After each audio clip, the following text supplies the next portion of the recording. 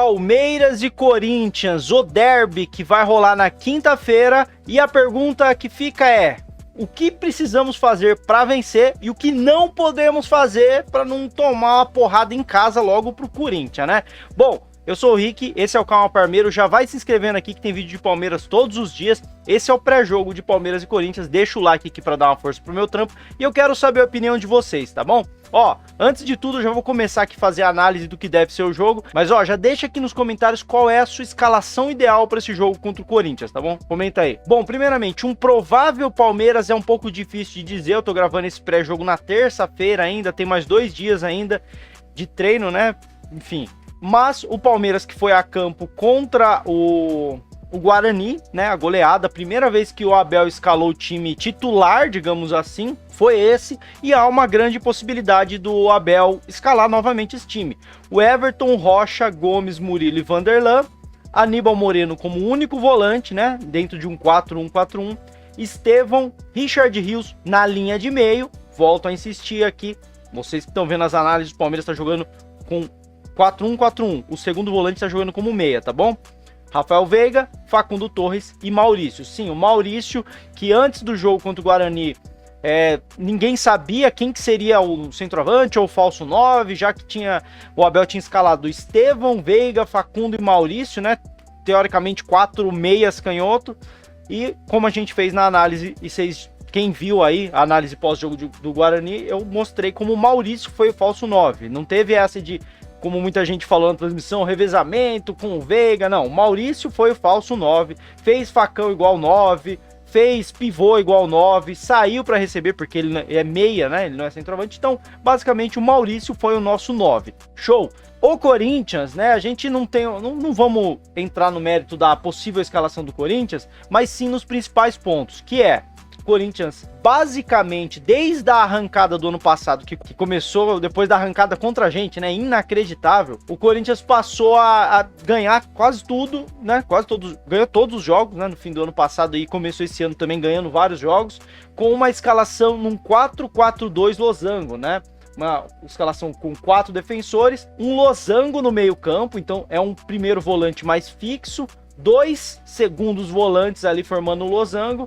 um meia, que era o Garro, né? Esse ano tá sendo coronado porque o Garro tá com alguns problemas lá, e uma dupla de ataque, que o ano passado era Memphis Depay e Yuri Alberto, que esse ano tende a ser também.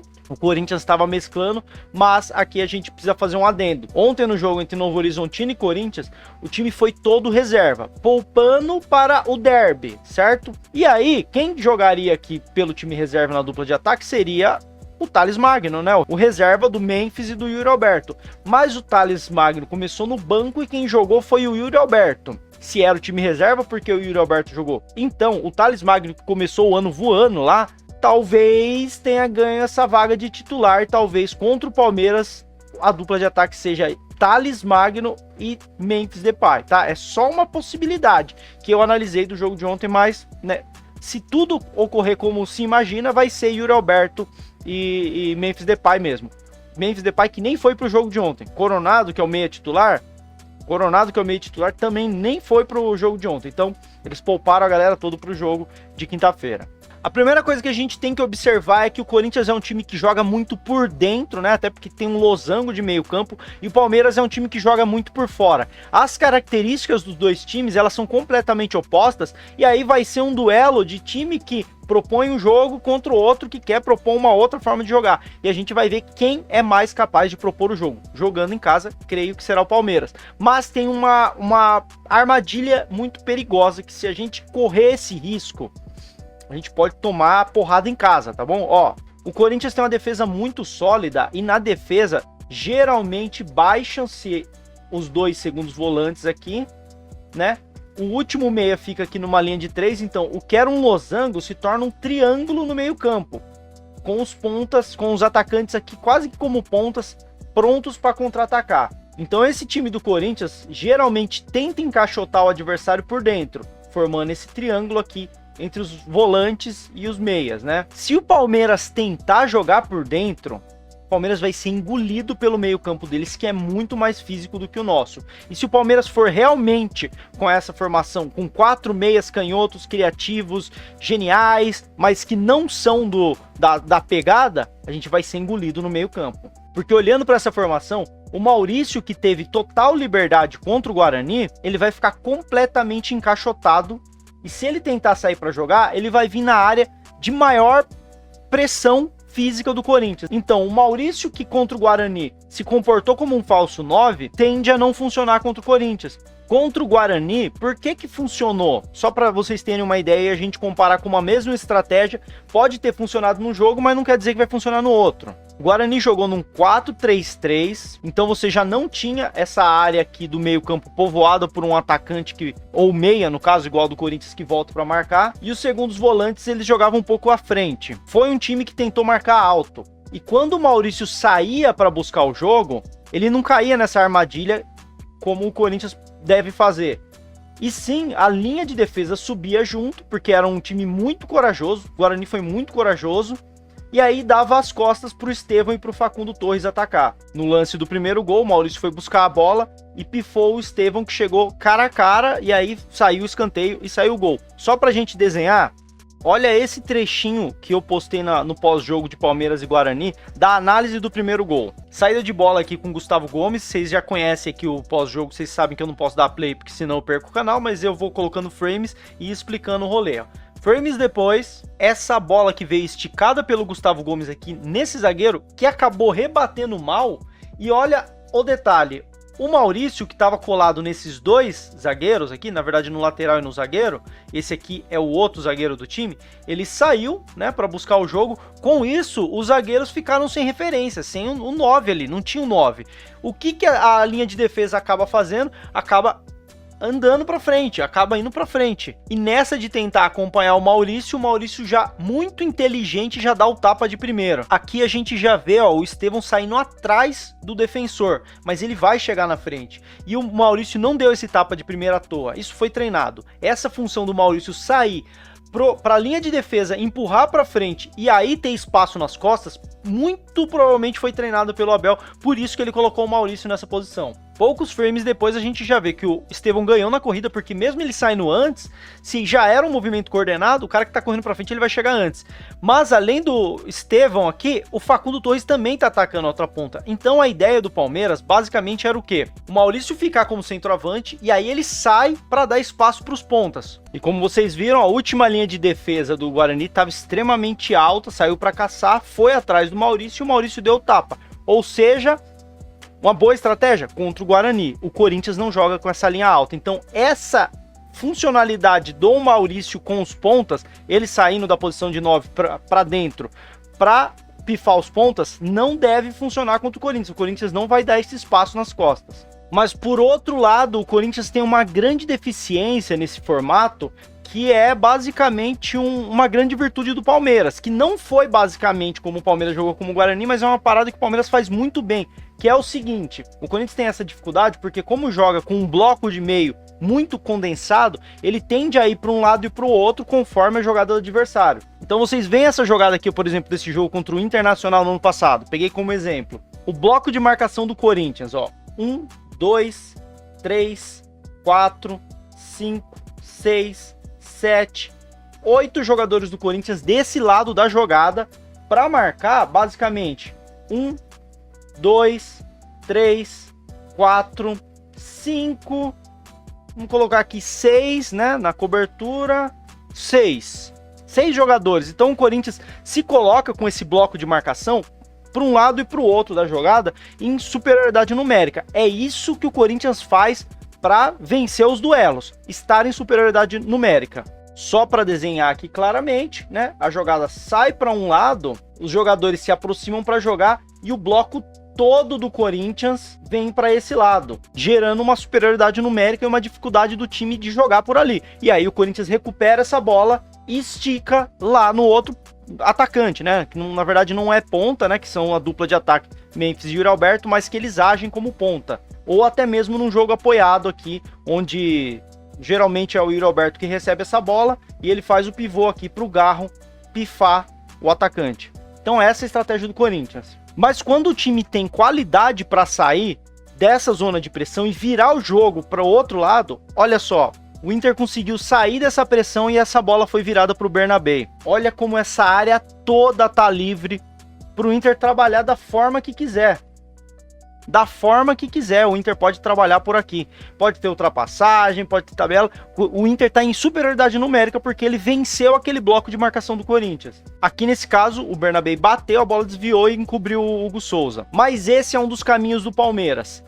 Começar a jogada por um lado e virar para o outro lado. E o Palmeiras faz isso muito bem, começando geralmente pela esquerda, agrupando os marcadores ali e virando o jogo para o Estevão, saindo mano a mano. E se o Palmeiras conseguir fazer isso muito bem e virar essa bola para o Estevão no mano a mano é outra parada, né? Pensando nessa deficiência do Corinthians, eu creio que o Abel pode fazer algumas alterações para explorar esse ponto fraco que ele já conhece do Corinthians, que é um time que já está há um tempo aí jogando dessa forma. A primeira delas seria tirar o Facundo Torres para colocar o Felipe Anderson, por um simples motivo: o Facundo Torres leva a bola para o fundo por ele ser canhoto, o Felipe Anderson traz essa bola para dentro, vocês já vão entender onde eu vou chegar. E a segunda é colocar um centroavante de ofício, que pode ser o Flaco Lopes, mas parece que ele não está muito bem fisicamente, então eu acredito que pode entrar o Thales de titular. E aí o Maurício, que jogou tão bem, perderia a vaga? Sim, estrategicamente faria sentido. Porque olha só, peguei um lance de exemplo de um momento em que o Palmeiras funcionou muito bem, inclusive com o Felipe Anderson.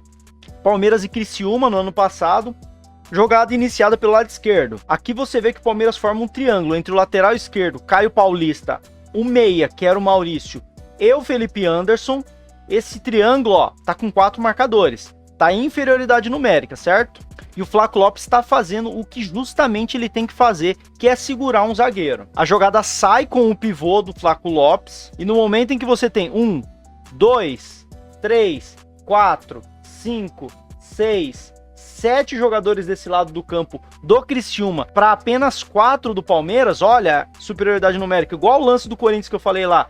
O Maurício vira essa bola pro Estevão. O Estevão recebe, enquanto o bloco de marcação tá se deslocando para lá, tá se deslocando desorganizado. O Marcos Rocha passa e cruza pro Felipe Anderson, que chegou atacando o espaço dentro de uma defesa que estava desorganizada porque estava se deslocando de um lado para o outro. E gol do Palmeiras. E isso é basicamente a forma como a defesa do Corinthians se comporta. É o mesmo padrão dessa defesa do Criciúma, que é o bloco se compactar de um lado e quando a bola consegue chegar do outro lado, né, o adversário, tô falando na ótica do adversário, esse bloco tem que se deslocar e no meio desse deslocamento o time tá meio desorganizado. Então o Palmeiras pode explorar essa fragilidade do Corinthians, talvez com essa formação. Eu aposto que o Abel vai tentar algo parecido, ao invés de colocar o Maurício de falso 9, igual foi contra o Guarani, porque ele não vai ter esse espaço para trabalhar entre linhas, igual ele trabalhou com o Guarani. Outra coisa que é muito importante, o Abel manter um meio campo reforçado. Então com essa escalação você tem o Felipe Anderson que pode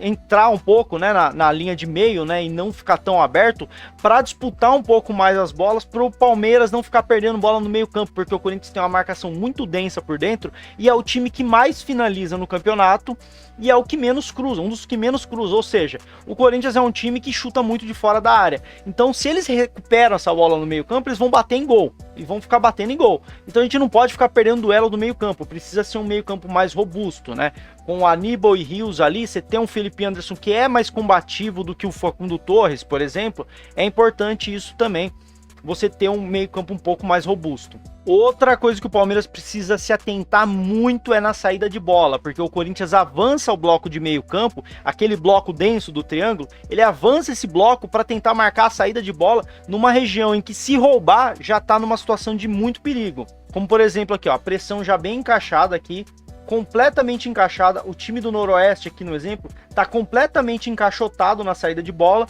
e não tem opções. A única opção que o Corinthians deixa livre é o centroavante, que não está dentro do campo de visão do jogador que está com a bola. Essa bola é roubada e quando é roubado o Corinthians já está em situação de resolver rápido a jogada. Nesse lance nem deu em nada, mas é um risco que o Palmeiras corre se ficar enrolando muito na saída de bola e ficar moscando ali com o primeiro volante. Então, bola no Aníbal já tem que ter opção, Se o Palmeiras ficar moscando, o bloco do Corinthians vai subir, vai pressionar perto da nossa área e se roubar, a gente está em situação de perigo. Em compensação, o Corinthians é o time que tomou gol em todos os jogos do campeonato até agora, até ontem, na verdade, né? Ontem conseguiu vencer sem tomar nenhum gol, embora tenha tomado 20 e poucas finalizações. Então a defesa, sim, ela tem as suas falhas, e a forma como o Corinthians mais vem tomando gol é de cabeça. Repara nesse gol aqui que o Corinthians tomou do São Paulo, cabeçada do Lucas nessa região, no meio da área, na entrada da pequena área.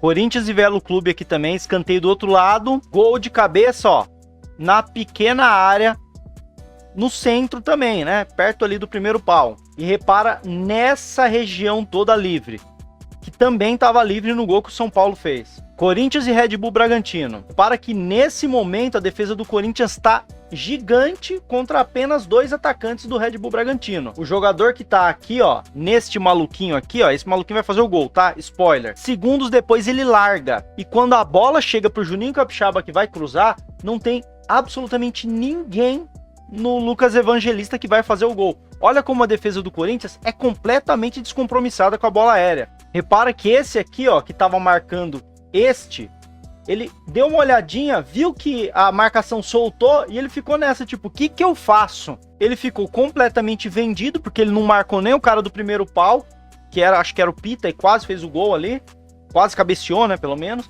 e nem o cara que tava ali indo pro segundo pau, que foi largado por este cidadão aqui. E a bola foi pro Lucas Evangelista, que fez o gol. Então, a defesa do Corinthians com a bola parada é completamente desorganizada, não tem uma organização defensiva mínima para evitar que o Corinthians sofra na bola aérea. E o Palmeiras sempre foi muito bom na bola aérea, vem numa fase média, mas dá para explorar isso. Então, resumo da obra, rapaziada, você tá comigo até agora, ó, já vai deixando o like aqui, pedir aqui para você dar uma força, se inscreve no canal, responde aí o que vocês estão achando desse pré-jogo nessa pegada. Mas o que o Palmeiras precisa fazer para vencer o Corinthians é não deixar que o Corinthians fique ganhando bolas por dentro. Então o Palmeiras tem que trazer o jogo para as laterais, traz o jogo para as laterais e vira o jogo, certo? A segunda coisa, bola aérea, investe em bola aérea, que a defesa do Corinthians é fraca na bola aérea. E para não perdermos o jogo, a gente não tem que moscar na saída de bola, porque eles vão atacar a nossa saída de bola. A única forma da defesa do Corinthians, do bloco de meio campo, que é muito forte na marcação, avançar, vai ser na nossa saída de bola. Se a gente moscar, eles tomam a bola e vão finalizar em gol, porque eles fazem muito isso. Se a gente sair bem essa bola e quebrar esse primeiro bloco, a gente tem condição de sair em superioridade numérica, virar o jogo e aí ganhar os duelos contra eles no mano a mano, e aí deixar o Matheus Bidu marcando o Estevão, meu irmão, aí deixa com o moleque que ele resolve. Fechou, rapaziada? Deixa sua opinião aí, o palpite para Palmeiras e Corinthians. O meu palpite é que a gente vence, eu vou sempre dar esse palpite, eu nunca vou achar que o Palmeiras vai perder, tá?